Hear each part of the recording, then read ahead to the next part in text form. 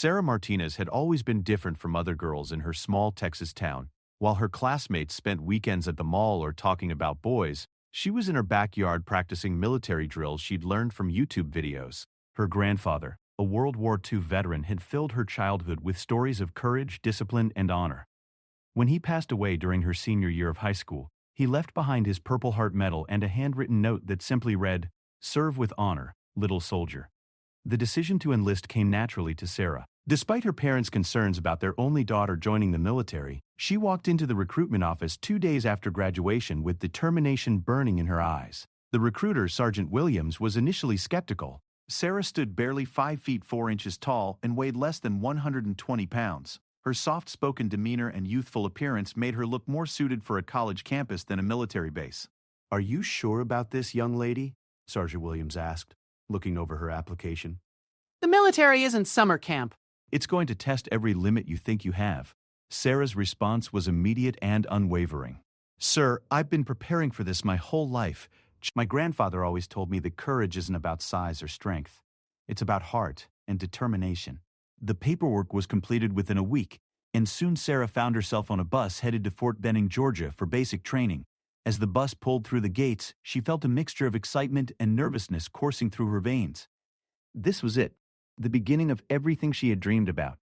Basic training at Fort Benning was known throughout the military for being particularly challenging. The base had a reputation for breaking down recruits and rebuilding them into soldiers. The commanding officer overseeing Sarah's unit was Colonel James Harrison, a man whose mere presence commanded respect. He had served 3 tours in Afghanistan and had a chest full of ribbons that told the story of his distinguished career. Colonel Harrison was old-school military through and through. He believed that soldiers were forged through adversity, not coddled through encouragement. His philosophy was simple. If you couldn't handle the pressure in training, you had no business carrying a weapon in combat. This approach had earned him both admiration and criticism throughout his career, but his track record of producing exceptional soldiers spoke for itself. DSA is a glasses armor. On Sarah's first day, she joined 47 other recruits in the company formation. They came from all walks of life. Farm boys from Iowa, city kids from New York, college graduates looking for purpose, and high school dropouts seeking a second chance. What they all shared was the deer-in-headlights expression of people who had no idea what they were about to experience. The drill instructors wasted no time introducing the recruits to military life. Before the sun had fully risen, they were running in formation, their boots pounding against the asphalt in unison. Sarah found herself struggling to keep pace with the longer-legged recruits, but she refused to fall behind. Her grandfather's words echoed in her mind. "Pain is temporary, but quitting lasts forever." The first few weeks were a blur of physical training, classroom instruction, and constant evaluation. Sarah threw herself into every challenge with fierce determination. During combat training, she compensated for her smaller size with superior technique and tactical thinking. In the classroom, she absorbed military protocol and regulations with the intensity of a student cramming for final exams. Her fellow recruits began to take notice of her dedication. While others complained about the early morning wake-ups or the difficulty of the obstacle courses, Sarah approached each day with quiet intensity. She helped struggling teammates with their studies and never spoke negatively about the training, no matter how exhausted she became. However, not everyone was impressed with Sarah's attitude. Some of the male recruits, particularly those from more traditional backgrounds, questioned whether women belonged in combat training at all. They whispered among themselves about lowered standards and special treatment. Despite the fact that Sarah consistently outperformed many of them in both physical and academic challenges. The tension came to a head during the 4th week of training. During a particularly grueling day of combat exercises in the Georgia heat, several recruits began showing signs of heat exhaustion. Sarah noticed that Private Johnson, a heavy-set recruit from Minnesota, was struggling to keep up during a tactical movement exercise. His face was flushed red and he was breathing heavily. Without hesitation, Sarah dropped back from her position and helped support Johnson as the unit moved through the training area. She shared her water with him and quietly encouraged him to keep going. Her actions didn't go unnoticed by the drill instructors, who noted her leadership potential in their daily reports. That evening, as the recruits cleaned their weapons and prepared for lights out, Johnson approached Sarah in the barracks. "Thank you for helping me out there today," he said quietly. "I was ready to quit until you showed up." Sarah looked up from cleaning her rifle and smiled. "We're all in this together." "That's what my grandfather always taught me. You never leave anyone behind." Her words were overheard by several other recruits, and word of her philosophy began to spread throughout the company. Slowly but surely, Sarah was earning the respect of her peers through her actions rather than her words. She never boasted about her accomplishments or put others down to make herself look better. Colonel Harrison, meanwhile, was watching Sarah's progress with interest. He had been observing her since day one, noting her consistent performance and positive attitude. In his 25 years of military service, he had developed an eye for identifying future leaders. Sarah exhibited many of the qualities he looked for: resilience, integrity, and the ability to inspire others. However, the colonel also believed that true character was only revealed under extreme pressure. He had seen promising recruits crumble when faced with unexpected challenges, and he wasn't ready to give Sarah his full endorsement until she had been thoroughly tested. In his experience, the military was no place for the weak-hearted, regardless of how well someone performed in routine training. The opportunity to test Sarah's character came during a field training exercise in the 6th week of its academic. The company was participating in a simulated combat scenario deep in the Georgia woods. The exercise was designed to test everything the recruits had learned about tactics, teamwork, and survival skills. Sarah's squad was tasked with establishing a defensive position while under simulated enemy fire. As the squad leader for the exercise, she was responsible for directing the movements of 8 other recruits. The drill instructors were acting as opposing forces, using blank ammunition and smoke grenades to create a realistic combat environment. The exercise began at dawn, with Sarah's squad moving through thick underbrush toward their objective. The other recruits looked to her for guidance, and she found herself naturally falling into a leadership role. She communicated clearly and calmly, even as the sounds of simulated gunfire echoed through the trees around them. Halfway to their objective, the squad encountered an unexpected challenge. One of the recruits, Private Chen, stepped into a concealed hole and twisted his ankle severely. He couldn't put weight on his foot, and the squad was still several hundred yards from their defensive position. Sarah quickly assessed the situation. She could leave Chen with one other recruit and continue the mission with a reduced force. Or she could find a way to transport him while maintaining the squad's combat effectiveness. Carry his helmet makes rise by judge and D-dealt playings at parade and time sentence, right? The drill instructors were watching closely, waiting to see how she would handle this realistic battlefield complication. Rodriguez and Kim, you're going to help Chen, Sarah instructed. We'll make a field stretcher using our ponchos and rifles. Everyone else maintain security while we sort this out. The decision to keep the entire squad together slowed their progress significantly, but Sarah believed it was the right choice. In her mind, leaving someone behind was never an option, even in a training exercise. She rotated the stretcher carriers every few minutes to prevent fatigue while keeping the rest of the squad alert for threats. By the time they reached their defensive position, they were running behind schedule, and the drill instructors had increased the intensity of the simulated attack. Sarah directed her squad to establish fighting positions while continuing to coordinate Chen's care. Despite the chaos around them, she maintained her composure and kept her squad functioning as a cohesive unit. As that tag-eye of Ellis bid, The exercise concluded with Sarah's squad successfully holding their position against multiple simulated attacks. When the drill instructors called end exercise, the squad members were exhausted but proud of their performance. They had worked together under pressure and accomplished their mission without leaving anyone behind. Colonel Harrison had observed the entire exercise from a concealed position, taking notes on each recruit's performance. Sarah's leadership during the crisis with Chen had particularly impressed him. She had made the difficult decision to prioritize her people over expediency, a quality that separated good soldiers from great ones. That evening, as the company gathered for chow, Colonel Harrison made an unexpected appearance in the mess hall. His presence immediately quieted the usual dinner conversation, as recruits wondered what had prompted this unusual visit. The colonel's expression was unreadable as he surveyed the room, his eyes eventually settling on Sarah. "Recruit Martinez," he called out, his voice carrying clearly across the mess hall. Front and center, Sarah's heart jumped into her throat as she stood and made her way to where the colonel was standing. Every eye in the mess hall was on her, and she could feel the weight of their attention. She had no idea whether she was about to be praised or punished, but she kept her expression neutral and her posture straight. The colonel studied her for a long moment before speaking. "I observed your performance during today's field exercise. You made some interesting decisions out there." "Yes, sir," Sarah responded, unsure whether this was leading somewhere positive or negative. "Tell me, Recruit Martinez, why did you choose to transport Private Chen rather than leaving him with a buddy and continuing the mission?" The question hung in the air as Sarah considered her response. She knew that her answer would reveal her fundamental beliefs about leadership and teamwork. Around the mess hall, her fellow recruits waited to hear what she would say. Sir, in my opinion, our mission was to function as a squad. That means we succeed or fail together. Leaving Private Chen behind would have meant failing in our primary responsibility to each other. Colonel Harrison nodded slowly, processing her answer. Interesting perspective, Recruit Martinez. Some would argue that completing the mission objective should take priority over individual welfare. Sarah felt the weight of the moment, but stood by her convictions. Sir, I believe that taking care of your people is the mission. Everything else is secondary. The mess hall remained completely silent as the colonel considered her words. After what felt like an eternity, he spoke again. Recruit Martinez, report to my office at 0600 tomorrow morning. With that cryptic instruction, Colonel Harrison turned and left the mess hall, leaving Sarah and her fellow recruits to wonder what would happen next. The remainder of the evening was filled with speculation and advice from other recruits, but Sarah tried to put it out of her mind and focus on preparing for whatever tomorrow might bring.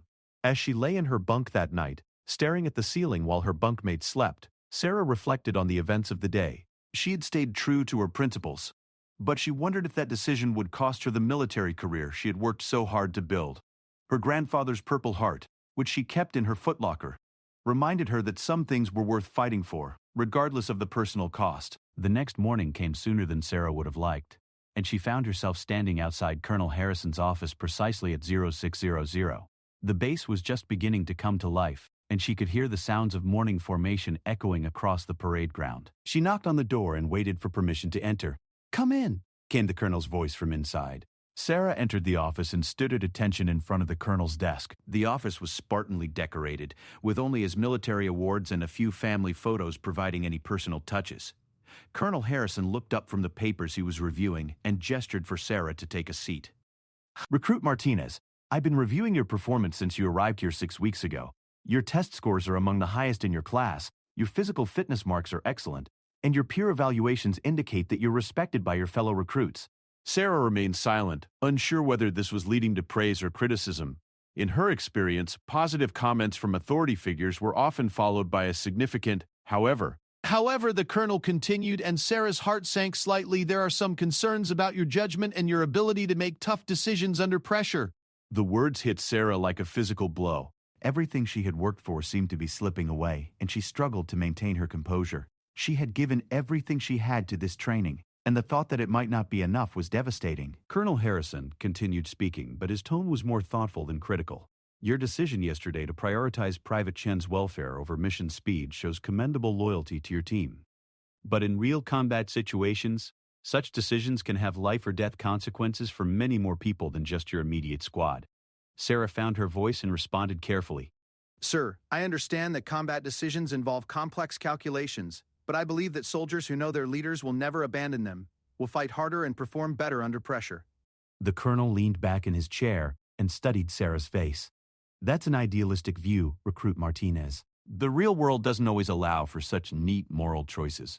"Sir, I respectfully disagree. I think the real world requires us to hold on to our principles, especially when it's difficult. Otherwise, we lose sight of what we're fighting for." The conversation was interrupted by a knock on the door. The colonel's aide entered and handed him a folder marked "Urgent." As he reviewed the contents, his expression became increasingly serious. "Recruit Martinez, we're going to have to continue this conversation later. Report back to your training schedule for now." Sarah stood and saluted before leaving the office, more confused than ever about where she stood with the colonel.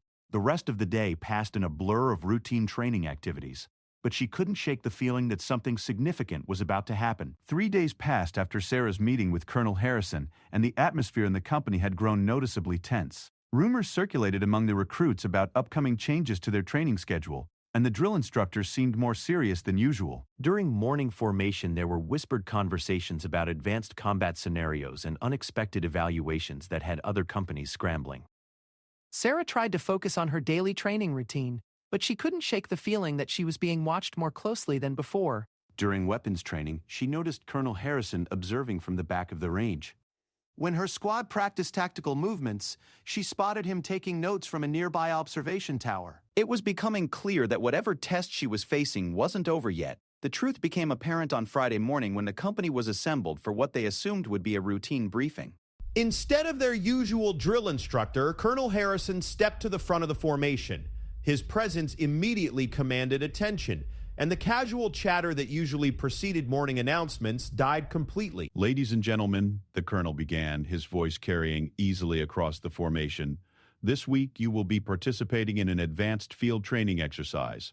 This is not a standard part of your basic training curriculum, but recent events have necessitated some changes to our program. He paused, allowing his words to sink in before continuing. You will be divided into 2 companies and transported to a training area 50 miles from here. The exercise will last 72 hours, during which you will be tested on every skill you have learned during your time at Fort Benning. Sarah felt her stomach tighten as she processed this information. Advanced field exercises were typically reserved for soldiers who had completed basic training and were moving into specialized programs.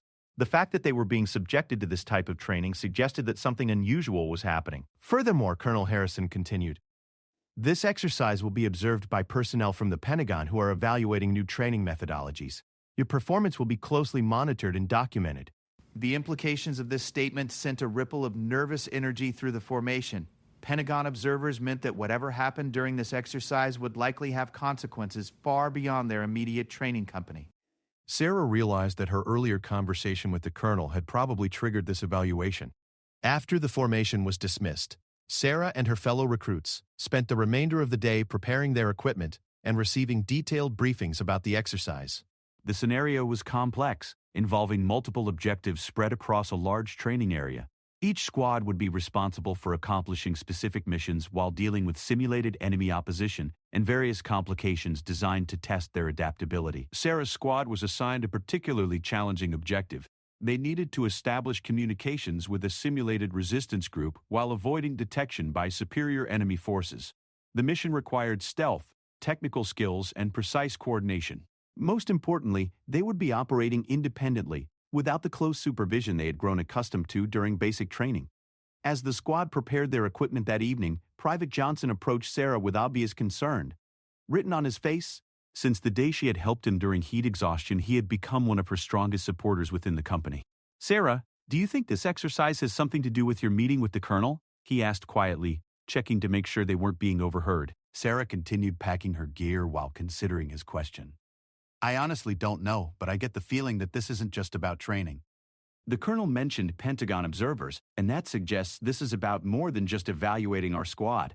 Private Rodriguez, who had been listening to their conversation, joined them with his own concerns. My older brother went through advanced training last year, and he said exercises like this are usually used to identify potential leadership candidates. Maybe they're looking for people to move into accelerated programs. The possibility that this exercise was some kind of leadership assessment both excited and terrified Sarah.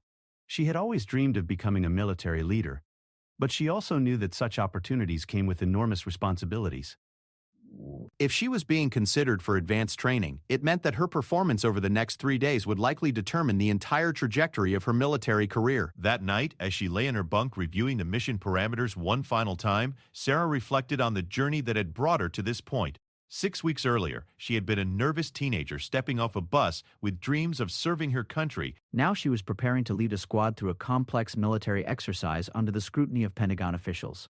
The transportation to the training area began before dawn, with the entire company loaded into military trucks for the bumpy ride through rural Georgia. Sarah used the travel time to review her squad's mission plan and mentally rehearse various contingency scenarios. She had learned during her weeks of training that successful military operations depended as much on preparation as on execution. When they arrived at the training area, Sarah was struck by how realistic the environment appeared. Instead of the clearly marked training zones she was accustomed to, this area looked like actual battleground terrain. There were abandoned buildings, simulated refugee camps, and what appeared to be genuine military installations scattered throughout the landscape. Colonel Harrison gathered all the squad leaders for a final briefing before the exercise began. As Sarah listened to his instructions, she realized that this scenario was designed to test far more than just basic military skills. They would be dealing with ethical dilemmas, resource limitations, and time pressures that would challenge their ability to make sound decisions under extreme stress. Remember, the colonel concluded, your performance during this exercise will be evaluated not just on mission completion, but on how you handle unexpected complications and your ability to maintain unit cohesion under pressure. You are being assessed as potential leaders, not just as soldiers. The exercise began at noon, with Sarah's squad being inserted at a point several miles from their objective. Their first challenge became apparent immediately. The terrain was more difficult than their maps had indicated, and they would need to revise their route to avoid being detected by opposing forces. Sarah gathered her squad for a quick planning session, spreading their map on the ground and soliciting input from each team member. This collaborative approach to decision-making was something she had developed during basic training, recognizing that good leaders listen to their subordinates rather than simply giving orders. Based on what we can see from here, Sarah began, pointing to their current location on the map. Our original route is going to take us right through this open area where we'll be completely exposed. Rodriguez, what do you think about swinging around to the east? Rodriguez studied the map carefully before responding. That route would add about 2 hours to our movement time, but it would keep us in the tree line. The trade-off is that we might not reach the objective area before dark. Sarah weighed this information against their mission timeline and the need to maintain operational security. Johnson, what's your read on the terrain to the east?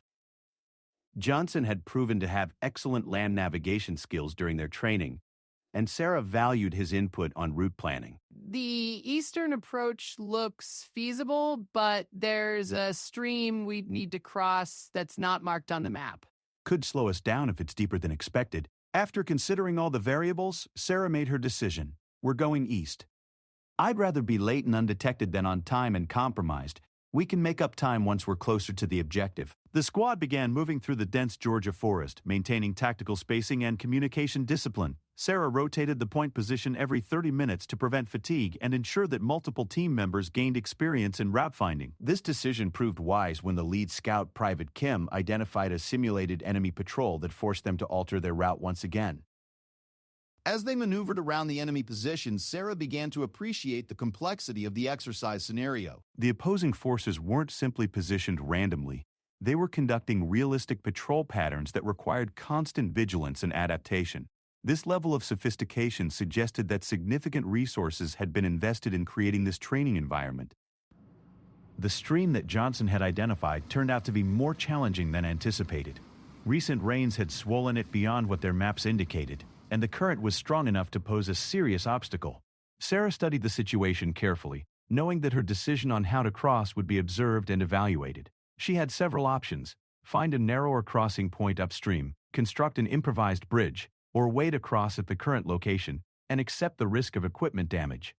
The speak time! Each choice involved different trade-offs between time, safety, and mission security. Chen, you're our best swimmer, Sarah said, addressing the squad member who had recovered from his ankle injury during the earlier field exercise. Can you get across with a rope and establish an anchor point on the far side? Chen nodded confidently. No problem. The current's strong, but I can handle it. Within minutes, the squad had established a rope bridge that allowed them to cross quickly while keeping their equipment dry. Sarah was pleased with how smoothly the operation had proceeded, but she also knew that the real challenges were still ahead.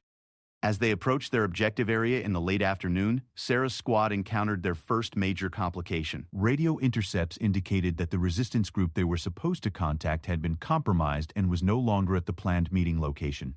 They would need to locate the group using incomplete intelligence while avoiding enemy forces that were actively searching for them.